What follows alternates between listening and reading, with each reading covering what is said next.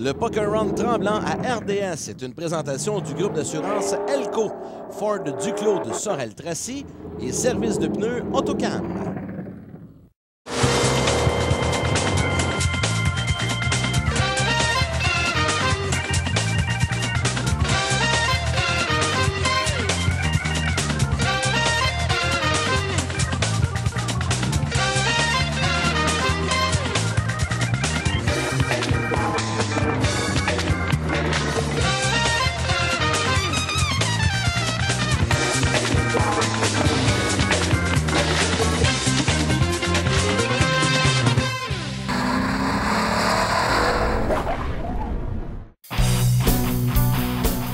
RDS vous présente aujourd'hui la première édition du Poker Run de Tremblant, un rallye de voitures exotiques. Bonjour mesdames, messieurs. Au cours de la prochaine heure, vous aurez l'occasion de voir ce que les participants ont vécu lors du départ de Québec à destination de Tremblant.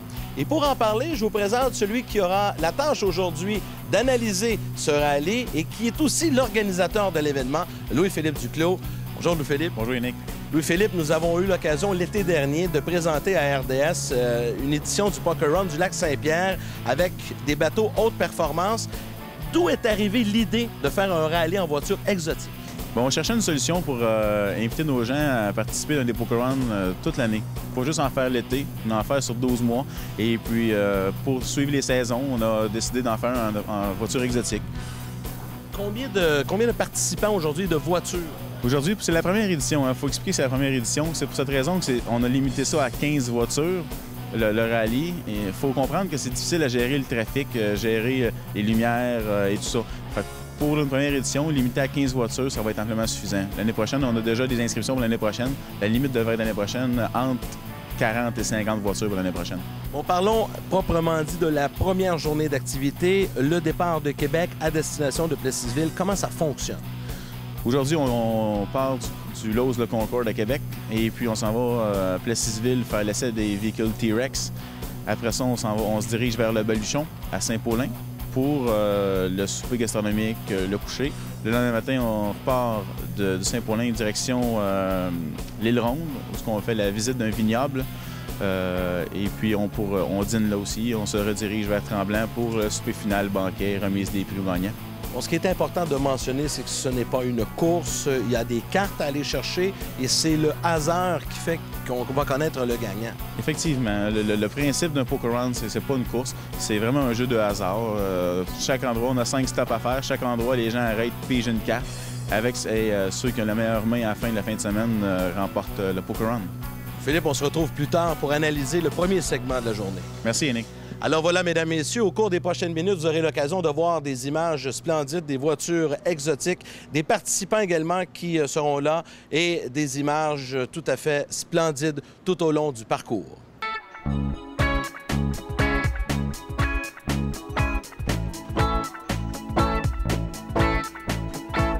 Je suis en compagnie de la directrice générale du Lowe's-le-Concorde, Mme Renée Gosselin. Madame Gosselin, parlez-moi de l'implication de l'hôtel dans le cadre de ce premier Poker Run. Dans le cadre de ce premier rallye de voitures de collection, c'est sûr qu'on a voulu réserver des espaces de choix au stationnement de façon à assurer la plus grande sécurité à ces voitures de haute qualité.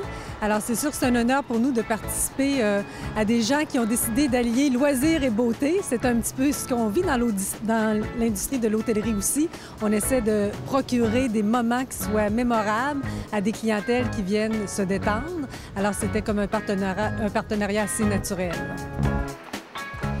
Bien, voilà une magnifique vue de la sortie des véhicules qui étaient bien installés. Grande protection sous l'hôtel Lowe's-le-Concorde à Québec. Évidemment, des véhicules de grande valeur. Écoutons M. Euclide Cyr du groupe d'assurance Elco. Les véhicules que l'on voit aujourd'hui qui participent à ce Poker Run, est-ce qu'ils sont facilement assurables? Facilement, il faut dire que c'est quand même des véhicules très particuliers, mais la question est très intéressante parce que je connais beaucoup de participants dans ce Poker Run et entre autres, je sais que vous avez une magnifique Ferrari qui est assurée à notre bureau et la majorité des clients qui participent à cet événement sont une clientèle de notre bureau. Il y a des véhicules, comme vous avez pu le constater, de très grande valeur et ce n'est pas un problème pour nous d'assurer ces véhicules-là. Bien, ici, on voit la Ford GT qui circule dans les rues de Québec en direction de Plessisville. Nous allons avoir l'occasion d'entendre le départ. Écoutez bien ceci.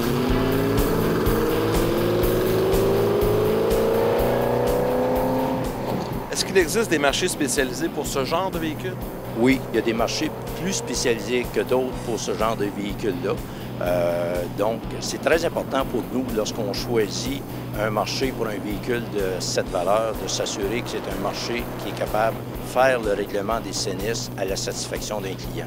On transige au groupe Elco avec une grande gamme et un grand choix d'assureurs et on peut répondre à 100% de cette clientèle. Monsieur Cyr, est-ce que c'est plus facile lorsque vous avez l'ensemble du portefeuille? Il est évident que lorsqu'on assure seulement qu'une automobile pour un client, c'est pas la même situation. C'est pas une exigence, mais c'est pas une situation aussi facile pour nous que lorsqu'on détient un portefeuille complet d'un client. On assure sa résidence secondaire, son bateau, ses véhicules. C'est un propriétaire d'entreprise, on assure son entreprise. C'est évident que notre force de négociation, vous comprendrez, qui est meilleure avec un assureur de cette façon. Nous venons tout juste de quitter le pont Pierre-Laporte, autoroute 20 maintenant, direction Plessisville. Température, Louis-Philippe, presque idéale, un peu fraîche, mais le soleil était bien présent. Oh oui, puis avec une bonne dose d'adrénaline, on est parti pour une belle journée. Alors tout le monde avait bien hâte de prendre le départ. Voilà, maintenant, nous sommes en direction et on voit le véhicule de type Hummer. Pas nécessairement très habituel de voir ce type de Hummer sur nos routes. Non, c'est le Hummer H1, celui qui a bâti même l'héritage de Hummer. Le véhicule idolâtré par les puristes de Hummer. Nous aurons l'occasion d'entendre son propriétaire un peu plus tard. Évidemment, c'est la première journée aujourd'hui et nous avons plein de choses à vous présenter. Plusieurs entrevues avec les différents propriétaires de véhicules. Une chose qui est très importante et d'ailleurs plusieurs se posaient la question, c'est au niveau des pneus. De la façon que les véhicules sont chaussés. Alors, nous allons en parler. Nous allons vous présenter M. Dave Hatch, qui est un spécialiste de service de pneus Autocam.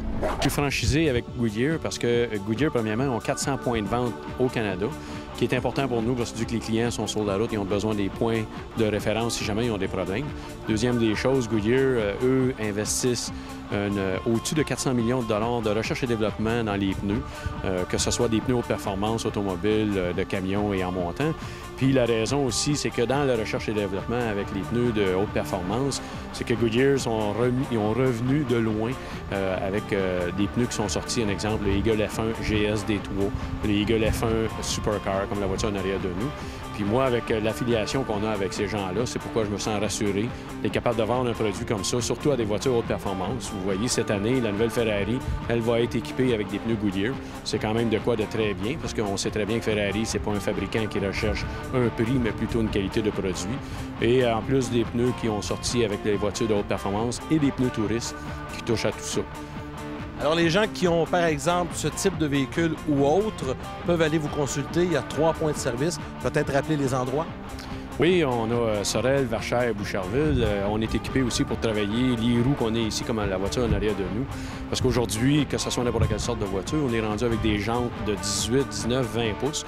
Il nous faut de l'équipement pour être capable de travailler ça. Et en plus, les voitures sont rendues avec des systèmes de suivi de pression d'air. Donc, la voiture, en roulant, affiche au tableau de bord si la pression d'air est basse ou non. Et même certains manufacturiers, comme Mercedes, si la pression elle est trop basse, la voiture va allumer une alarme et même elle ne redémarrera plus si les pressions d'air ne sont pas bonnes. Donc, nos techniciens ont une formation pour travailler avec ce type de système-là, pour les valves qui sont équipées là. Et en plus, on a l'équipement qu'il faut pour travailler avec ces types de jantes-là. Voilà que nous sommes maintenant bien renseignés. On quitte l'autoroute 20 pour faire le premier halte. Oui, effectivement, on a un premier arrêt à faire, mais avant ça, on a une petite pause pour le plein d'essence.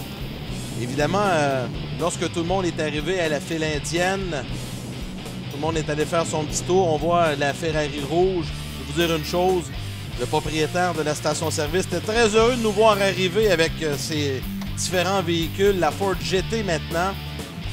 Et nous allons nous arrêter dans quelques instants, puisque nous allons reprendre la route à destination de Plessisville. C'est la première fois de ma vie que je mets du diesel. Ben moi, il n'y a pas de problème. Je m'en vais à 120 tranquillement en arrière, puis j'arrive en même temps que tout le monde. C'est ça qui est merveilleux.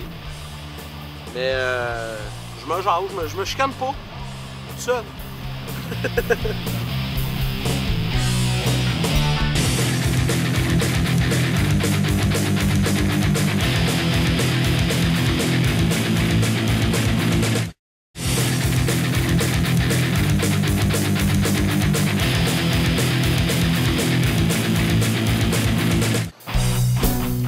Et on reprend la route maintenant à destination du premier endroit où Philippe, on doit aller chercher la première carte de ce Poker Run. Parce qu'il faut bien expliquer que les gens ont des cartes à aller chercher à des points stratégiques. Effectivement, on a 5 arrêts à faire, une carte par arrêt. Et évidemment, le Poker Run, ben, à la fin de l'activité, on dévoile les cartes et le hasard fait que nous aurons une personne gagnante. Alors, premier arrêt chez nos amis de la rôtisserie Fusée qui nous recevaient. On peut voir la Ferrari et la T-Rex également qui nous a servi d'escorte parce que là, c'est en direction de chez T-Rex que l'on s'en va. Effectivement. On peut voir ici justement un exemple des participants qui pigent leurs cartes. C'est vraiment le hasard, hein? Et c'est scellé, on n'a pas le droit de regarder immédiatement. Non, toutes les cartes sont scellées et puis les participants malheureusement seraient disqualifiés s'il y aurait preuve d'ouverture d'une carte. Certains ont tenté peut-être d'en avoir plus d'une. Ouais. Merci. La gagnante. Ah ben, là, elle me attendait. C'est combien la carte? Ben, je voudrais en prendre plus. C'est combien la carte? Ouais. Je vais aller prendre des informations, je vous reviens. Ça coûte un poulet. Un poulet? La dernière. La dernière. Une carte aussi pour monsieur? Oui, oui. OK. Moi, je suis tellement malchanceux, je gagne jamais. Même si on a tenté d'acheter une carte supplémentaire pour un poulet, les officiels ont dit non. Ça a été impossible. Ça attire aussi beaucoup de curieux, évidemment, des gens du coin qui voulaient voir les véhicules. Et ce qui est intéressant là-dedans, c'est que les propriétaires sont très ouverts et très familiers avec les gens pour répondre à leurs questions. Oh, les gens sont fiers de leur véhicule, aiment ça expliquer aux gens, puis laisser la chance aux gens de pouvoir les admirer, profiter de voir ces véhicules-là, chose qu'on n'a pas vu. Pourquoi participer à un Poker Run, Louis-Philippe? Ben, ce qui est le fun, je pense que ce que les participants nous disent souvent, c'est que tout est organisé. Il n'y a pas besoin de se casser la tête. Souvent, dans le travail, ils sont obligés de planifier tout. Là, tout est planifié pour eux. Ils arrivent là, tout se fait tout seul. Et puis, ça tisse des liens entre différents professionnels ou différents entrepreneurs. Ça tisse des liens pour se faire des nouveaux amis, etc. Parce qu'évidemment, tout au long de la journée, nous étions sur la route, mais il faut quand même dire qu'en soirée, là, c'est un moment de détente où on peut relaxer et fraterniser ensemble. Se faire aussi peut-être de nouvelles relations. Alors, voici plusieurs entrevues. Nous avons parlé avec différents propriétaires de ces voitures.